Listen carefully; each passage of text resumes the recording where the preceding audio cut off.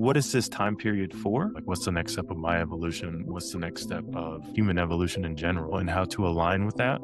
Looking at how politics are, at how capitalism is kind of turning out to be. It's a weird place.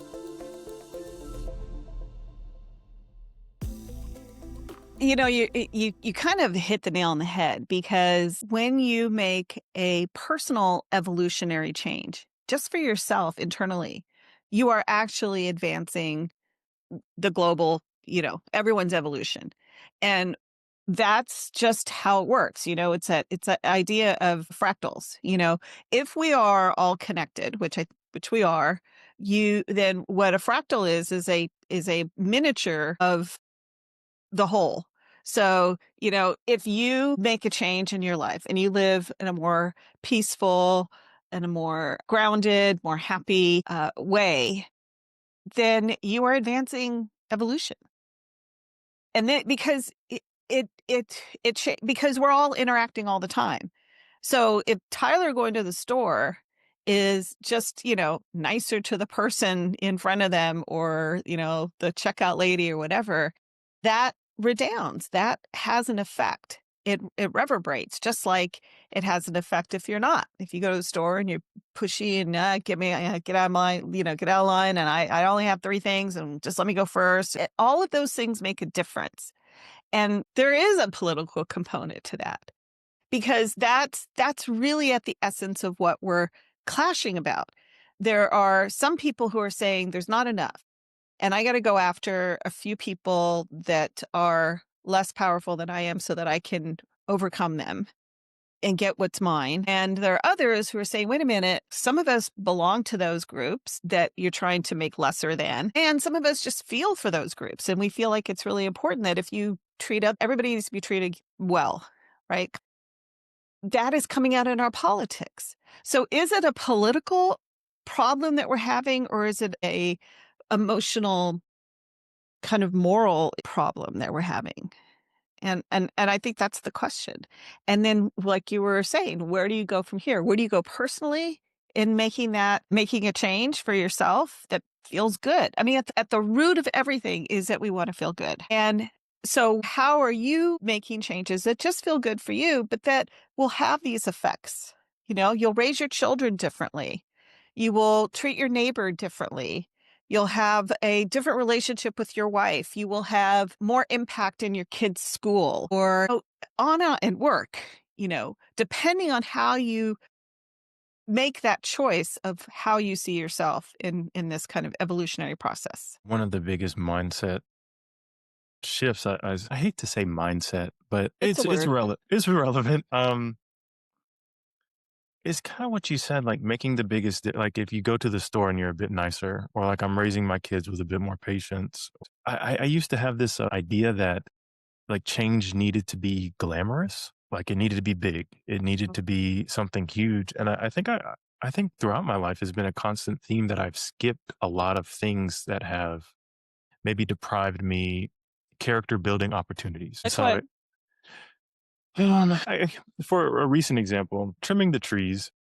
I used to think maybe, okay, so maybe I'll just spend more hours at work and hire someone to trim the trees. And I don't think that's a bad thing. If that's what you do, that's fine. But like I have the time. And I think now that I've been taking a little bit of a break from work and there's less money coming in, I can't exactly justify not doing it myself. And I don't exactly want to, and I know this sounds bad, I don't exactly want to work on something I don't want to work on just to make money, just so I can do like the household economy things. And I I think this mindset that it's an individual mindset, I guess, where like I will be this one person who does this one thing, and through this one thing or through this one skill, I will provide the means to do everything else in my life. Yeah, right. And I think it's this and not to say that that hasn't worked, because I saw my dad do it. He had his career, and that provided a decent life. He worked at it for a long time, but I think looking at the arc of his career, it paid off. Looking at some of the people around me that I think are at least monetarily successful, that's basically what they did. But I never found myself really falling into a niche, or at least one that was very profitable at Yeah. that matter. And I just like I kept telling myself I had to be this thing.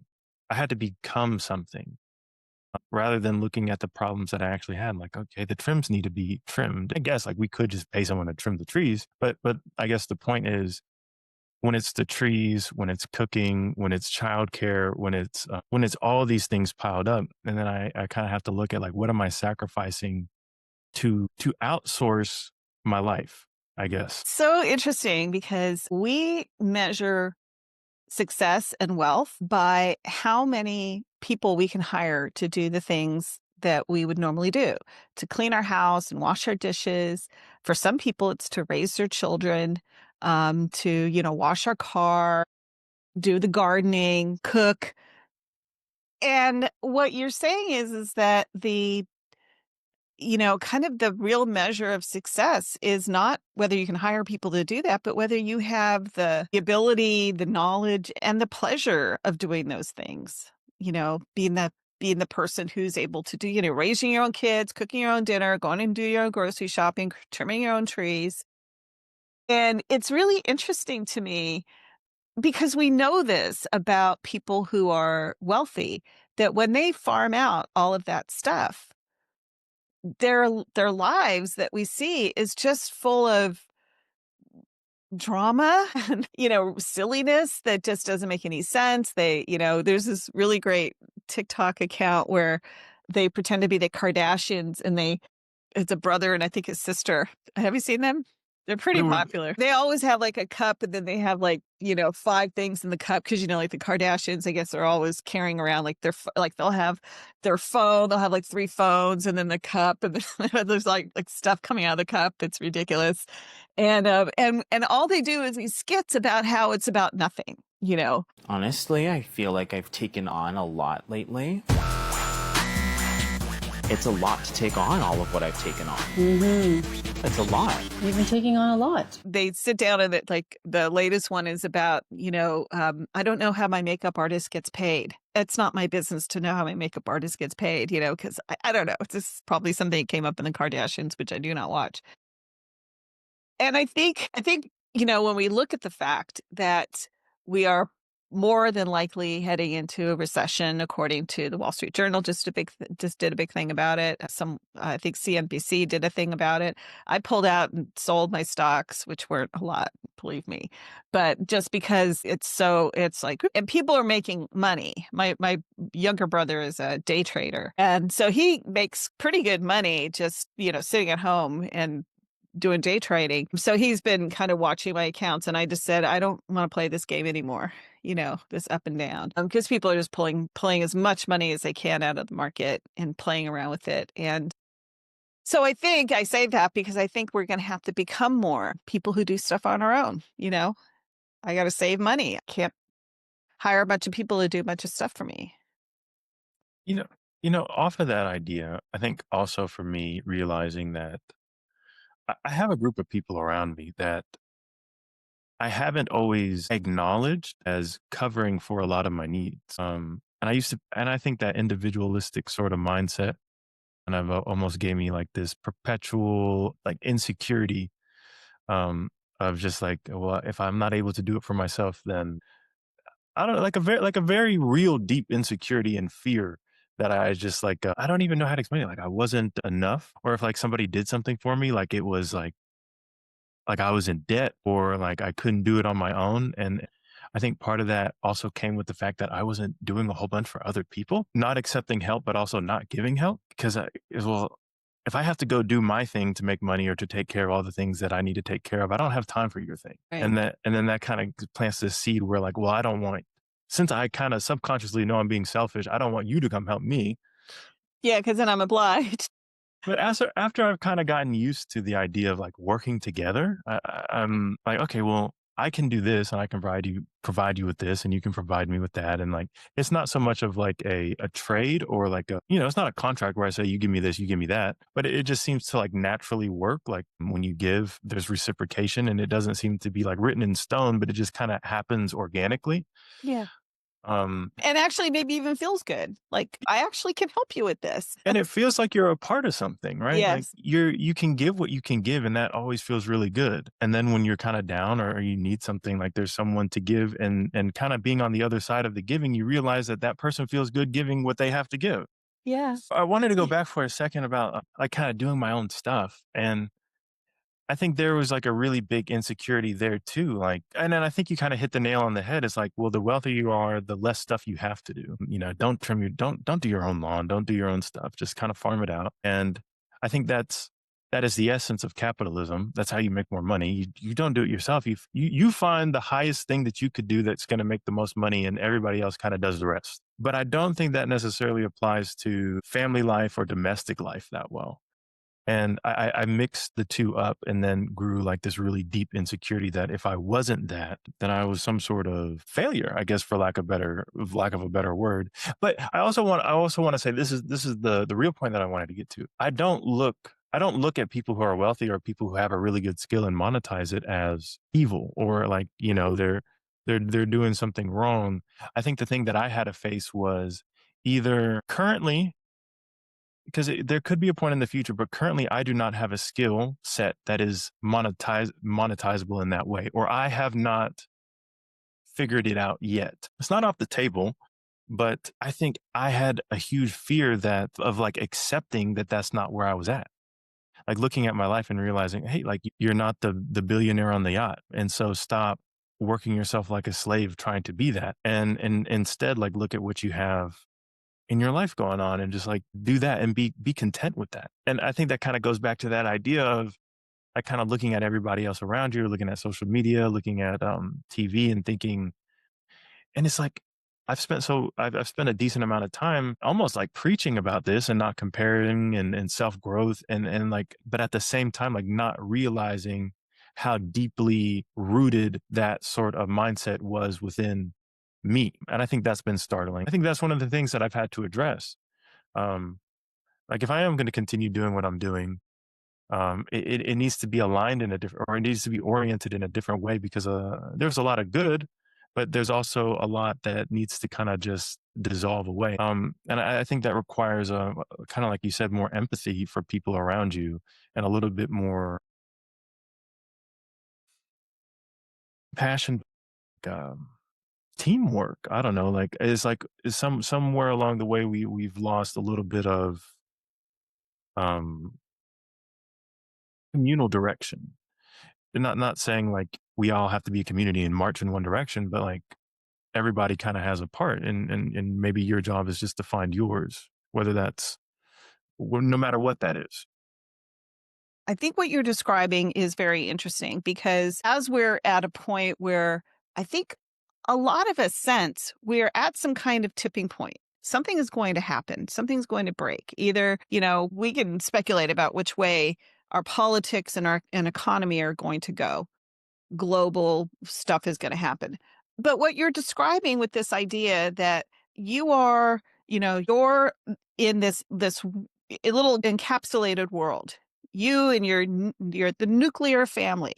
That being the ideal expression of how you're supposed to live, with you and or your wife achieving some kind of mastery over a very narrow thing in the world. You're very good at, accounting, or you're good at, whatever it is. You're a doctor, you're a lawyer, you have this little thing, and then you make enough money that you can give pay out to other people to do things for you, including raising your children for some people, including cooking your meals, including going shopping for you. And we've taken that idea even and turned those into corporations. So we have now Uber that does your driving, and Instacart to do your shopping, etc. That is, to me, historically a very short period of time that has been the ideal. I would say that is a 20th century, the 1900s. That's where that happened. Before that, the way that we lived was, whether, you're a family in India or you're a family in, Ohio, you had a family business, most likely some kind of farm where you grew things or you had animals. Maybe you had someone who was a expert at, sheep herding or uh uh, blacksmithing and all that. That's where you got a lot of people's last names from. But that's kind of new. And I had the same kind of epiphany that you're talking about, where wait a minute, are we supposed to just be isolated on our own, or are we supposed to live together as family for our entire lives? And I saw that when I was in my early 20s. I went to Italy with a friend, and she had some friends there, so we met up with these friends, and all of the friends, they were the same age as we were all living at home. And mom was making lunch for them every day and doing their laundry. They were going out, they were in school, they were learning to become architects. There were all these kids in the architecture school. So they were, having some, real career and everything, but they lived at home, and it was not weird at all. It wasn't like you didn't go to university and go off on your own and live in the dorms and, do all that. It was like, no, that was considered perfectly fine. I mean, I think what's really important is to realize that what you're feeling right now, this kind of sense that, why do I have to monetize everything that I do? Why can't I just live and do the things that I'm good at? And if somebody wants to pay me for that, that's okay. And in order to support that, you have people around you that are helping you. Right. So you have, you're helping them, they're helping you. So you have, so it's this exchange. I have this, you help with that. That is actually, I think, not only how we normally used to live pre-capitalist, late, so what late stage capitalism, it's like, what does that mean to be late stage capitalism? It means that capitalism has kind of gone to the extent so much that it actually does the opposite of what it was intended to do, which was to create competition, to create growth, to build a middle class, all those wonderful things we talked about. It has now created this big, huge bubble at the end where a few people are extremely wealthy and control even to the level of a corporation that's going to give you a ride down the street. And all of that has been given to other people to do. And we need to claw that back. Why do we need to claw that back? Because we cannot live like this anymore because we don't have any money. We have to do it on our own. And in the nonprofit world, that's called mutual aid. Mutual aid simply means that if a lot of us can't work with our families, that's fine. I understand that. But you could form a group of friends and neighbors and people that have the same interests. And one person knits and the other person cans and the other person knows how to fix cars and the other person, is really handy at, doing plumbing or whatever. And you all agree to help each other. And if there's an emergency or there's, disruption in the street, you know what to do and how to help each other. And I think that's unfortunately the next phase that we are going to need to be. That's the thing we need to be building right now. Because I don't think there's a great outcome coming in the near future. I think there's a great outcome in the very past that a little bit, but I think we're going to go through some things. You were explaining, how capitalism has gone to these extents. I don't know if everybody feels this, but I feel like when anything gets that big, like, you keep blowing up a balloon and you blow it and you blow it and eventually it pops. I think we all kind of know if it's too good to be true, or if things get too big, or if you build a building too high, it falls. And that's what that's kind of what it feels like right now. And then every time something does fall, there's a new war, there's a new thing that happens. It feels like, okay, is this the thing? Is this the thing? But I guess it could also slowly dissolve. And maybe to me, maybe that's the best case scenario where it's not like this big bang. Well, there's a really great term, and I'm hoping I'm using it correctly. It's a psychological term called extinction collapse. You ever heard of it? No. So it actually comes from child development. So and you know this because you have little kids, that it's what happens when a behavior that previously had been rewarded, now all of a sudden is not rewarded. What happens? So if you give, let's say your daughter loves her little binky, right? Her pacifier. And if she doesn't have it, she cries and you go, "Oh no, we got to get the binky and the pacifier." And you give it to her and she's like, "Oh, that's great. I feel great." Everything. Now she's all happy. Well, now she's getting too old for the pacifier. And so now she's starting to cry and do her little tantrum thing. And you're like, "Nope, you can't do the pacifier. You only get it for like one time for 5 minutes and you have to get out." Like, whatever you do, however you stop the pacifier use. And what will happen is her behavior, her tantrum is going to increase. She's going to get bigger and more like, I gotta try. They don't get it. I want the pacifier. And they will explode out until they realize, oh, there's no power there. No matter what I do, I'm not going to get it. Now, a lot of times parents will give in. And so all you're doing is prolonging this extinction collapse because eventually, you don't want her going to first grade or whatever with the pacifier. But that may be what we're experiencing. And the way I look at it is there is a lot of energy put out right now amongst a very few people to really try to protect what they have. And they're using everything from, working together, building a surveillance state, making deals with the government that protect them, controlling media. All of these things are there to put guardrails around them protecting themselves. So I see this as they sense fear that they're going to lose things, right?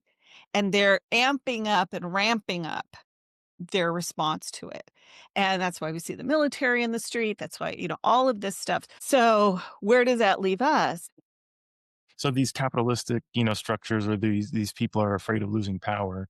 But I guess, so am I. And so are a lot of people. And I think it feels like the world is kind of crumbling. Pathways are being taken away.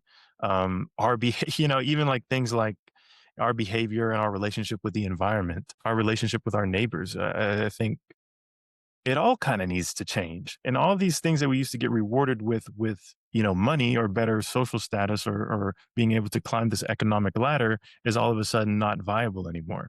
Yeah. And there's not that clear path like, okay, but we're taking all this away, but like, okay, we can't litter anymore, but here are these recycling bins. And so, just throw it in there and we're good.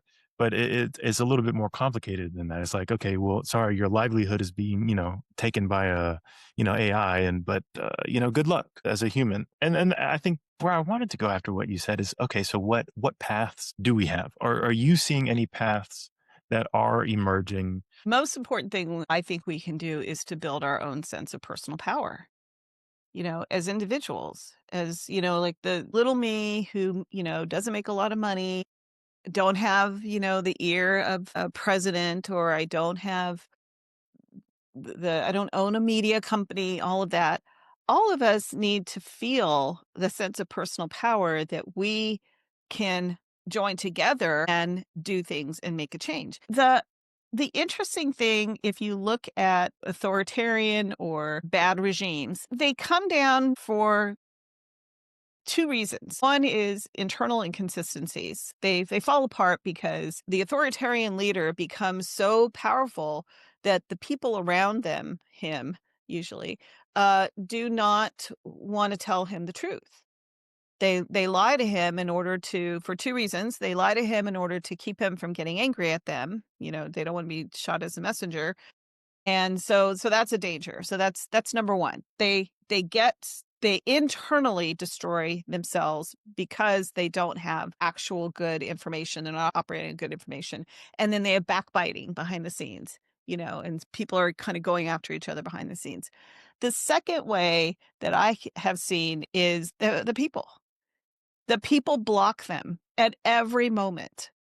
They block them in little bureaucratic ways. No, they're not. I'm not going to file that piece of paper. It's going to, oopsie, there goes in the shredder. Oops. They go out in the street in mass and they protest, and that scares them. That scares those leaders. They don't like seeing people out in the street because they know, that, like we were talking last week about the French Revolution.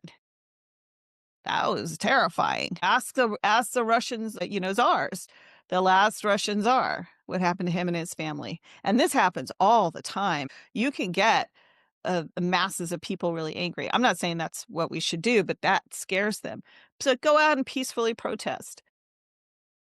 Use whatever platform you have to say this is wrong and here's what I believe. So there's a lot that you could do as an individual. And in terms of your own personal economic power is what we were talking about. You need to develop a system where you don't need to spend as much, because your money's going to be worth less because of inflation. And recession means that there is just not enough money kind of flowing to you. It's harder to find work. It's harder, your money doesn't mean as much, all of that. So you need to be starting to feel comfortable and actually proud of being able to make your own bread and, help your neighbor to fix something instead of spending a lot of money on it. To, hunker down in your house and do things on your own and, sew your clothes together instead of buying new ones, do whatever you need to do in order to keep things going. And I find it so interesting. I think the image that I have in my head that puts these things together is, on one hand, people are really suffering. We've got healthcare issues, which people's premiums are going to go up, where they won't be able to afford them. There's looming recession. I was planning on going to the store today, and I was kind of calculating in my head, because I don't have a lot of money right now, how much I need to spend in order to make this meal that I want to make with ground beef. And I thought, okay, usually ground beef is like, $8 or $9. It's $14 for a pound of ground beef now, you know? So that those kinds of things really hit you. Every once in a while you're like, "Oh my god." So there's a lot of things that you can do to just support yourself at home, hunkering down and feeling really good about it. We don't need to buy a bunch of Christmas presents. What can we do to make this Christmas really special? And we kind of went through this with COVID. We know how to do some of this. Yeah. I mean, be prepared. And feel powerful in that preparation. Don't feel like, "Oh, no, I'm scared." You're like, You will not defeat me, because I'm gonna handle this, and I'm gonna get through this, and I'm pissed off, and I'm gonna do stuff about it, and beware of me, the power of me, and all of the we who are mad right now that we did not deserve this." I think there was a kind of a split during COVID where, in some way, capitalism had a huge boom where all these new businesses were popping up and there was all this new tech and all this new stuff. But in the same way, I think there was maybe a seed already planted, but I think a seed was definitely watered where people got into new hobbies. People started making their own bread. People started gardening and doing all these things for them, selves, and maybe partly as a hobby, but sometimes as a side hustle. Yeah. Um, and it feels a little bit like the way you describe it, it feels like there is a path to, I don't want to sound extreme, but rebellion, Mhm. where like I'm not going to pay Peaceful Uber. rebellion. I'm not saying that, peaceful rebellion. I just wanna say that. Yeah, like I'm not gonna pay Uber. I'm not gonna pay $14 for ground. So I'm not gonna do that. But it forces you, if you say you're not gonna do it, it also forces you to figure out how, okay, well, I still need to cook dinner or I still need to get down the street. And so maybe you call up the friend. Or my parents called us, like this must have been like 2 years ago now, but they were mad about the beef prices. And so we found a farm and we just bought a cow. And like Really? How much did it cost you to buy a cow? I think I think I think we did half a cow. It might have been like $1,000. It might have, yeah, it might have been about $1,000, but we got all different cuts of meat, a whole bunch of ground beef, like so Mhm. much ground beef. And I think it might have came out to like $3 or $4 per pound for everything. Yeah. And I'm sure the price has And they gone up. ground it up and cut it all up and all that stuff for you. Where'd you do Yeah. that? And it come we drove maybe like 2 hours away. I don't know exactly what city it was. I mean, I could probably find the label from something we have on we still have some of it, Oh, wow. When did you but do this? it was about 2 years ago, and they give you everything, ground beef, steaks, every part of the cow, Yeah. even they wrapped up the bones for the dogs. $1,000 is a lot to spend, but like when you split it between a family or a couple of families, it's Yeah. way more affordable. And you have meat for the year. I don't know, and, like, there's somebody out there who's just like a farmer who grows cows, who's making a living off of it, who Right. isn't Walmart. There's this new advertisement out for this new robot. It's this commercial, and it's this robot, and it's like all white, and the I don't know if it moves this slowly or if it's just a commercial, but it's very slowly. And then it shows it, and it's going around the house, and it's got a little basket at some point, and it's picking up the kids' toys and putting in the basket really slowly. And then at some point it's throwing the ball for the dog. So all that stuff we were talking about, where you literally are farming out all the things that you could do, like play with your dog, pick up your kids' toys, or better yet, tell your kids to pick up their toys. All of these things are being done by this robot. And I don't know. I can't imagine living and going to sleep at night with a robot, like, in my house. Like, I have a robot to do my vacuuming, that's fine. That's where we're at now. So the capitalists, the billionaires want us to go that way with we gotta get the robots and everything. But the reality of our lives in and this recession and inflation and all that is that we can't. Very few people can afford a $25,000 robot. What are they doing? And that's why they're scared, because they know that they don't have us on their side. So that's why they need the military and surveillance state and all that kind of stuff, because it's not for us. We also had a conversation a few, I don't know, maybe 5 or 6, 7 episodes back where we were talking about the split in like the human species, or like what that might look like. And I think that kind of clearly defines it. There's one side that kind of goes with that technology, gets the robots, gets the AI implants, kind of lives in this artificial world. It's not, I guess it's not artificial technically, but in a way, it's artificial from what we know as the world right now. And then there are the people who, I guess, are living normally, kind of like back to what you were kind of saying about, well, you live with your family, you have a community, you might have a family business, you might be a farmer, you might do these artisan things or whatever it is, but you more or less do something that provides some sort of very real, tangible value to the people around you. Yeah. And they do the same for you. To kind of hear you explain it, that it seems that like kind of like that's what's happening. There's a very real split happening. Yeah. Um, and what also is kind of cool is like it's not so much of a mystery. It is new, and there's a lot of new things, and there will probably be some things that kind of happen spontaneously that we haven't seen before. But more or less, there's been a very clear pattern in history, and it's very likely that whatever happens follows that pattern. Um, and maybe question to ask yourself, or something that I'm definitely asking myself, even though maybe the decision isn't right here, like you be a robot or don't. Well, it is kind of here.